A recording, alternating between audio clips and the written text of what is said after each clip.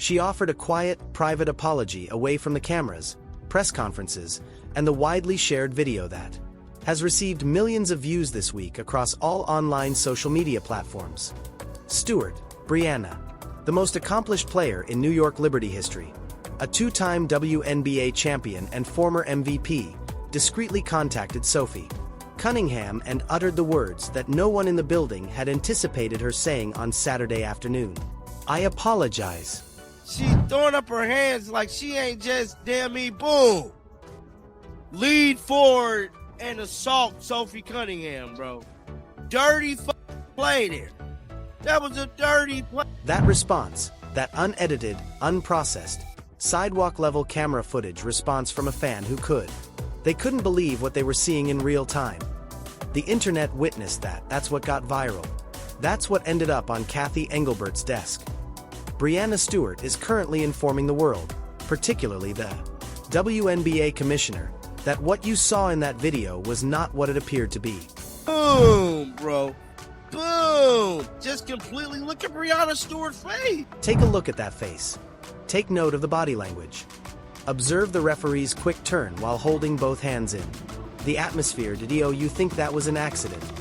Because, according to those with direct knowledge of the matter, yes, says Breanna Stewart, it was entirely accidental, she claims. She claims to have been heading to a basketball game. The contact took place, and the widely shared video turned an ordinary event into a catastrophic one. She is currently accepting that reasoning. Quickly and directly to Cathy Engelbert, as a 5-game suspension is allegedly pending on the commissioner's desk, and Stewart is running out of time to prevent it from becoming official. Take a look at Sophie. Sophie hasn't failed. Breanna Stewart was a large gal right away. Look, she didn't raise her hands. Look, there's a major difference. There's a distinction. There was a significant, indisputable, slow motion, frame-by-frame disparity between Sophie Cunningham's the elbow and Breanna Stewart's reaction to its delivery. Cunningham took it in, stood up straight, returned to her work, didn't raise her hands, didn't search for a foul call, and didn't act innocent for the official. After delivering the hit, Stewart started playing basketball in the most dramatic way possible. The Barclays Center had witnessed innocence during the preseason. However, no one is connecting to this. Everything is changed by the apology. Not because of it, that demonstrates that the hit was unintentional. Not because Stewart is immediately sympathetic to it. However, the reality that Breanna Stewart, one of the most arrogant, fiercely competitive, and mentally tough athletes in this league's history, reveals something about why they felt the need to apologize in secret. Enormous about the real events taking place in this narrative, indicates that she is well aware of the gravity of the situation. It indicates that the threat of suspension is genuine. Additionally, it indicates that the WNBA is going to decide that might completely alter the 2022 season's power structure before the first regular season game is even played. Let's dissect each layer of this this moment. Prior to assessing Breanna Stewart's apologies appropriately, prior to considering her appeal to Cathy Engelbert and determining if the alleged 5-game punishment is warranted or excessive, we must revisit Saturday afternoon at the Barclays Center and rebuild just what occurred with the accuracy that this occasion requires. Due to the fact that there are currently 2 conflicting accounts of this tale, because the truth always exists somewhere in the gap between them at times like these. The first version is what? The video goes viral. Unfiltered, unedited, and raw. We have copyrighted music, so let me turn off the sound. Do you guys see that? Did you all? She is currently raising her hand. That fan video, no broadcast polish, 17 rows up. No editorial choice. Choices regarding what to highlight and what to omit. Simply pointing a smartphone at a basketball court and taking a picture. The mainstream cameras totally glossed over. And what it recorded in slow motion in real time, frame by frame, is the WNBA preseason play that has sparked the most controversy. The biomechanical reality is as follows. Of what is seen in that video, the feet of Breanna Stewart are traveling beyond the 3-point arc. She is not motionless. It implies that she is not allowed to make touch. She literally propels her weight forward. Instead of preparing for contact, they projected toward Cunningham. She pulls her arm away from her chest. Maximize the elbow's surface area instead of defending herself. Additionally, the following contact is straight, powerful, and hits Cunningham right in the chest. Thus, this is a variation of it in slow motion. Thus, as you can all see, just have a look at it. Boom, dude. Boom. Simply put, take a look at Breanna Stewart's face, and we put this person in charge of CBA negotiations. That is the first version of the narrative, which has received millions of views. Cathy Engelbert is seated in front of this particular rendition. It is the version that sparked the discussion about suspension in the top spot. This is Breanna Stewart's second version. Sources close to Stewart's side claim that she was flowing with the basketball play. The communication with Cunningham was incidental. The type of collision that occurs numerous times during a professional basketball game without anyone trying to get suspended. She asserts that the widely shared video gave the impression that it was intentional. That doesn't accurately represent her intentions. Cunningham was not her aim. She had no intention of communicating. She was engaged in a basketball game. Additionally, right after the match, before the video had even completely gone viral, she made a private contact with Sophie Cunningham from player to player, no publicists, no cameras, no well-crafted message. A straightforward, heartfelt apology that admits the collision occurred and states that it was never her desire to harm or threaten Cunningham. Let's now discuss the true meaning and effects of that apology. Not cruel. Moving feet and body weight propel forward in search of a collision. That is not the vocabulary of an unintentional contact. That is the vocabulary of deliberate physical contact. And the video confirms it. Language, regardless of Breanna Stewart's personal intentions. This is the crucial legal and procedural distinction that is crucial to the suspension appeal and leagues for professional sports. While important, discipline purpose is not decisive.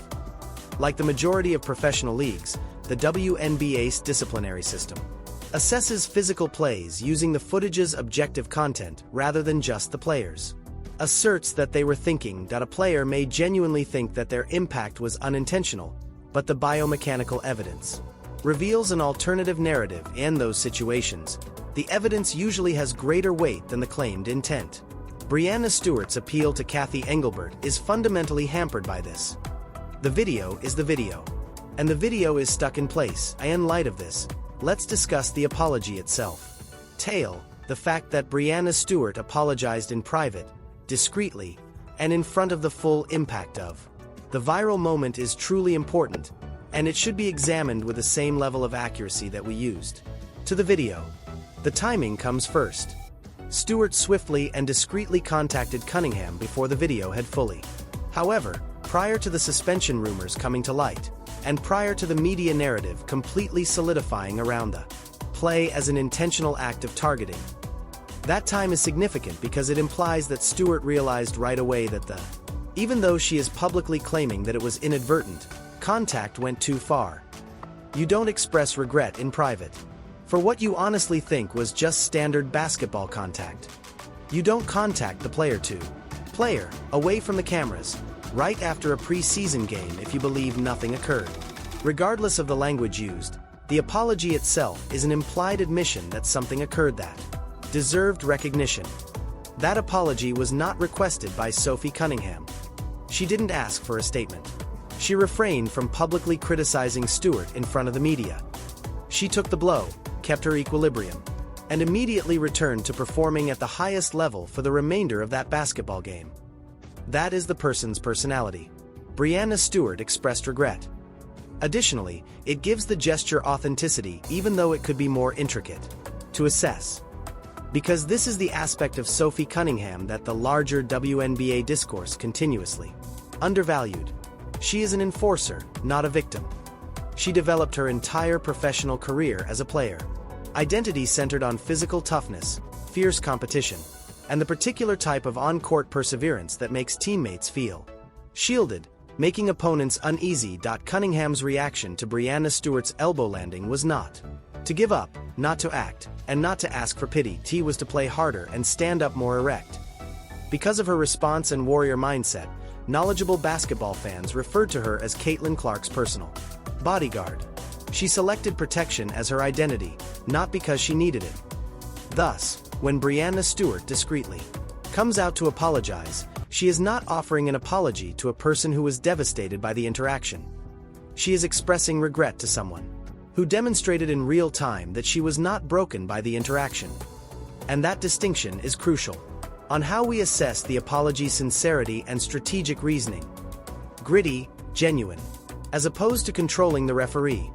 Breanna Stewart's apology is currently being compared in this way, by everyone seeing the development of this tale as this an honest, sincere acknowledgement from a rival who is aware that she crossed a line?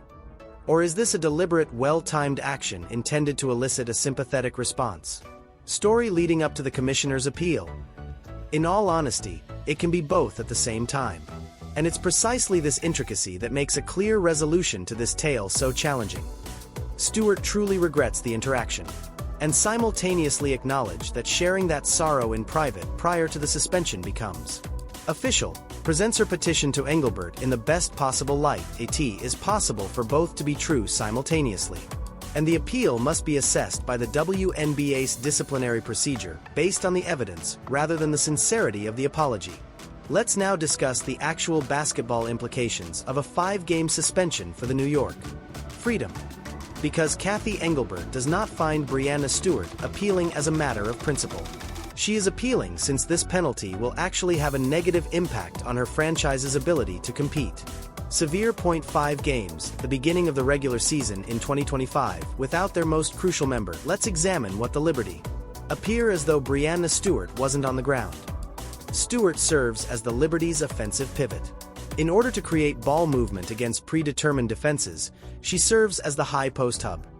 She poses a threat to spacing, builds driving lanes for Breanna Stewart. She maintains the offense's functionality as the backup playmaker. Stewart is the inside presence that makes the Liberty's time